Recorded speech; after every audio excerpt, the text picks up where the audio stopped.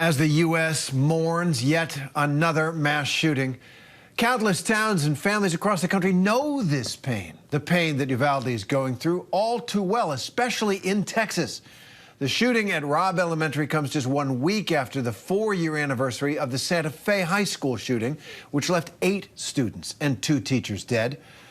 One of those 15-year-old Kimberly Vaughn.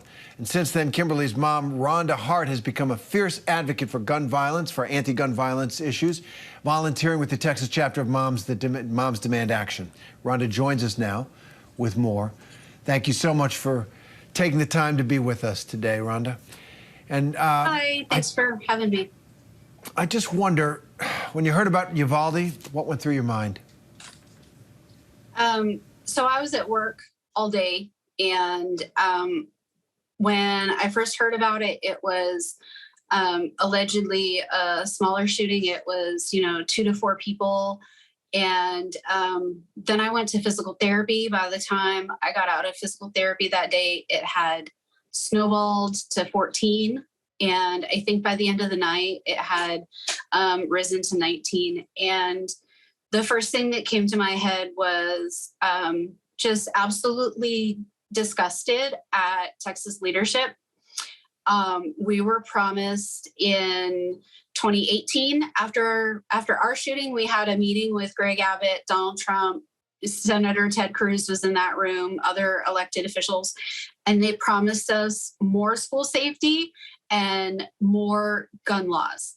And 3 years after that meeting, we issued out the permitless carry bill in the state of Texas, which is wonderful, right? Let's just let everybody have a gun. So I'm deeply disgusted at this administration. And correct me if I'm wrong, but didn't Governor Abbott initially, after the shooting at Santa Fe High School, come out in favor of red flag laws and then back down under pressure from the NRA? Yeah, he did, because the NRA invests a lot of money into Greg Abbott, and they want a return on their investment.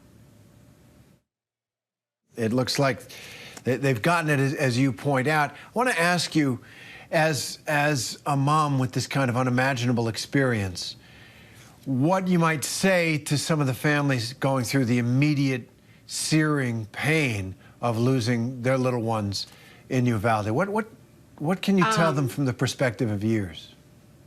I can tell them that right now they're in the flood of it. If you think of grief as like water, they're in the flood of it. They cannot get themselves up to take a breath.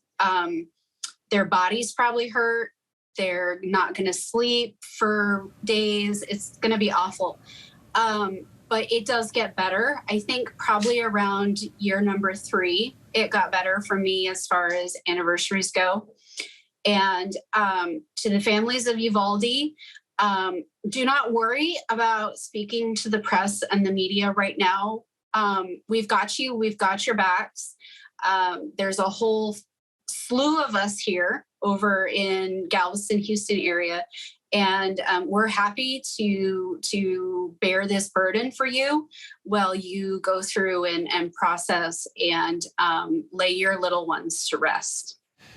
Rhonda, that's a beautiful thing to say. I can't believe that we have a community now of moms like you. And I want to ask about one thing we are learning out of Uvalde, this timeline of the shooting from Texas officials. Originally, Governor Abbott, intentionally, unintentionally misled people about what happened. This morning, the DPS admitted they made, quote, the wrong decision by not breaching the door and going after the shooter forever, it seemed, for more than an hour while there was shooting going on inside. Like an hour? Yes, 45 minutes to an hour? Yeah. So what's your reaction to that? That's disgusting. That's abhorrent. The police officers and the SWAT teams, they had the body armor and the capacity to go in there and neutralize that shooter. But they didn't because they were afraid of getting shot. I would just like to point out the irony there. I think there's a song from the late 90s, early 2000s by a Canadian singer.